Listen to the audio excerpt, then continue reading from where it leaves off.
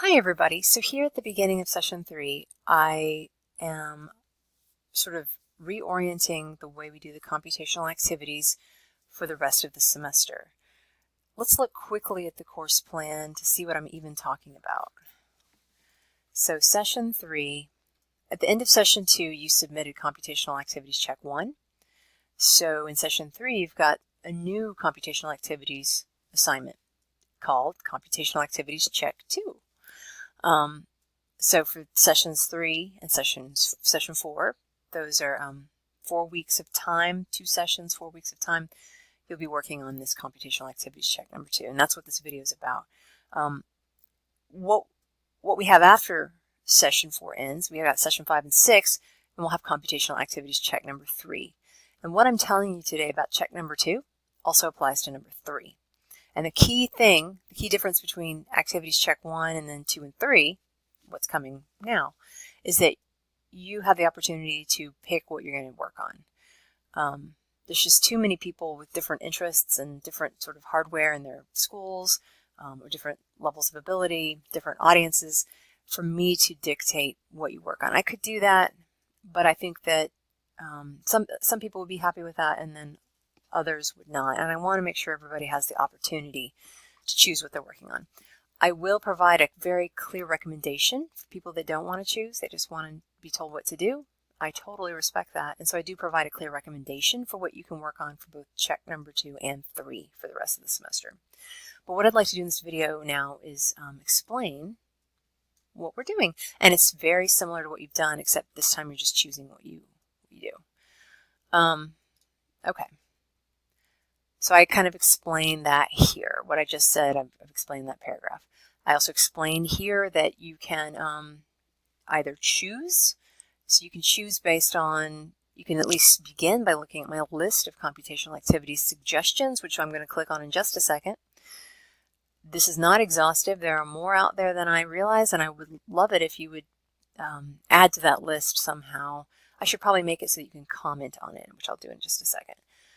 So comment and add things to that list of suggestions. Again, we'll look at that in just a second. But I also have recommendations for remaining computational activities. Let's start there first for people that are like, I don't want to know, I don't want to pick, I don't want to have to decide this. So for these remaining 4 sessions, that's session 3, which I divided into each week. Like session 3A is the first week of session 3, session 3B is the second week. So we've got session 3, session 4, session 5, and session 6. And so for those remaining sessions, which I've again delineated by week here, I am recommending that, say, you just work on the Google CT course for about 5 weeks, putting about 4 hours into it, and that should get most people through that course. You could just, anyway, I'm not going to say what you could do. This kind of gives you a description of the things that you could be learning about there. Then I would suggest switching gears and looking at the Scratch Creative Computing Guide and start working through some of the Scratch lessons there. The cool thing about this is that it's got a lot of pedagogical chatter so that you can think about how you would use this with kids. If you could, at this point, decide I'm going to work on this the rest of the semester. Or you can just do it for 1 week, like I'm putting here as a suggestion, and then shift over to checking out Code.org's App Lab. App Lab is great for kids starting in middle school. You can use it for kids in middle school or above, maybe 5th grade. And, if you finish working on that, I've even given you a further suggestion of segueing into MIT App Inventor. So app development is very applicable for lots of people from upper elementary all the way through college and beyond. So it could be that those are tools. I think those are tools that are widely applicable for many audiences. And all of that would get you in good shape for being able to talk about computational thinking in schools, to see lots of interdisciplinary connections. That's the Google CT course would do that. Scratch would then let you focus on sort of creative creation of computational artifacts for kids from upper elementary on above, and mobile app development. So those are my recommendations for people that don't even want to give this any thought.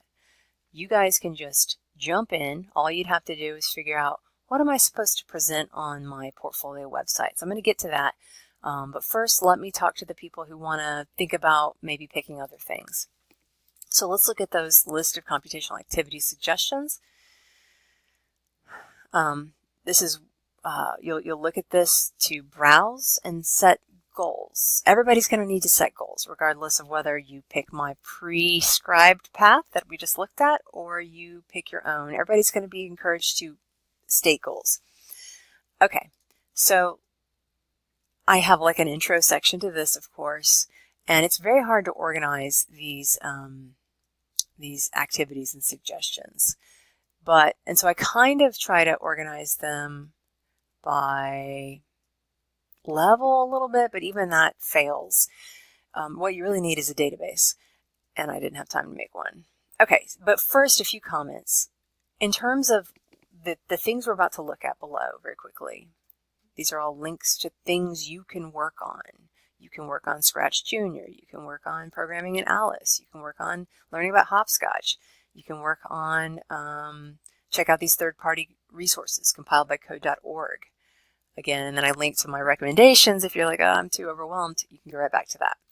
So there's all kinds of things in this list. But one point I like to make here is that most of the things below can either be, they're either for students, so like K through 12 and above, so learners, I guess.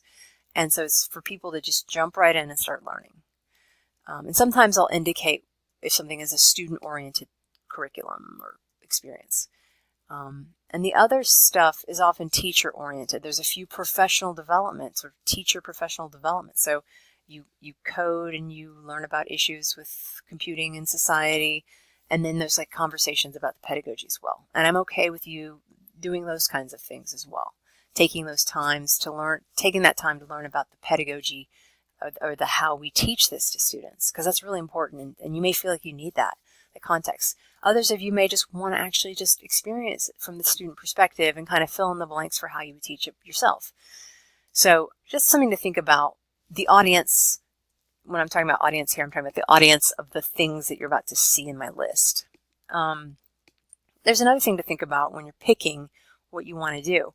Now, everything you do in this computational activities stuff will be really just a taste. You'll just be trying things out.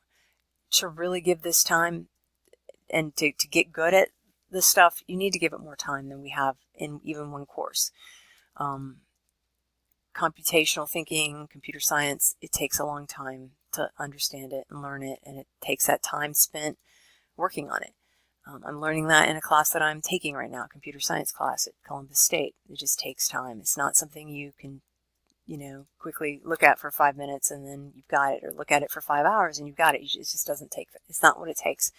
And that's why it's so hard to, I think, implement it in schools. That's why I think this class is important. It's an important, first step, at least for me. So this is just a comment quickly about how you could, even though you're just tasting in this class overall, you could decide to just work on one thing. For example, this Teaching the Beauty and Joy of Computing curriculum, you could just spend the rest of the semester working on that. And that would allow you to really get in deep with something and kind of learn about something very specific without that distraction of moving to other things. So if you get distracted and your feathers ruffled by too much change, then I would recommend that you stick to something big and deep like that. The other thing I would say that I didn't write was that it might be kind of cool to do one of these, kind of focus on one of the high school APCS principles kinds of courses. So we've got a Harvard one here. This one here, Beauty and Joy of Computing, is an APCS principles curriculum. I will put that here. One reason why, even if you're in elementary school, that it would be useful to learn this is because this is sort of the high point, the culminating point of what we think all students in K-12 should know and be able to do related to computing. And it might help you conceptually to understand what is that high point, and then you can fill in the gaps for K through 8. You can say, okay, if that's where we want them to go, what are the kinds of things we need them to do in K through 5 and in 6 through 8? So that's why even if you're a kindergarten teacher, it might be beneficial to you to focus on learning about the APCS principles course.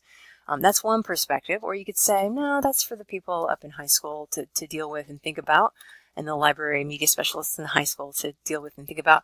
And maybe you want to specialize, you want to check out something that's specific to middle grades or higher. So I've loosely organized these things. I believe that all of the things in this list could be achieved in 5th through 8th grade and higher. So obviously high school students could do any of these things. Ear sketch is probably, I think, better for high school, but I put it here just because there'd be some students that could work with it. Processing is another one that I think could be probably better used in high school, but I do think there's some students that would be receptive to that. So anyway, lots of different resources. I'm going to keep adding to this list as I find things. I've been needing to make this list for 5 years, and so I've started it, and any suggestions you have are welcome. You can right-click and comment. In fact, I'm going to put a comment section at the bottom. And what I'm going to try for starters is that you can just right-click the document and then just put comments in the margin. And then if I want to open this up for editing later, I can. So now I've got anyone with the link can comment. You can do that anywhere. You can do it at the bottom, or you can do it up in each individual section. If you're like, oh, this is a high school resource, you can comment up here. You can, highlight this, or whatever, highlight that, and then you can comment out in the margin and say, hey, have you thought about adding blah, blah, blah, and provide a link to it if you can. Okay, so those are the list of computational activity suggestions. Let's go ahead and shut that so you can pick your own stuff, or you can follow my suggestions.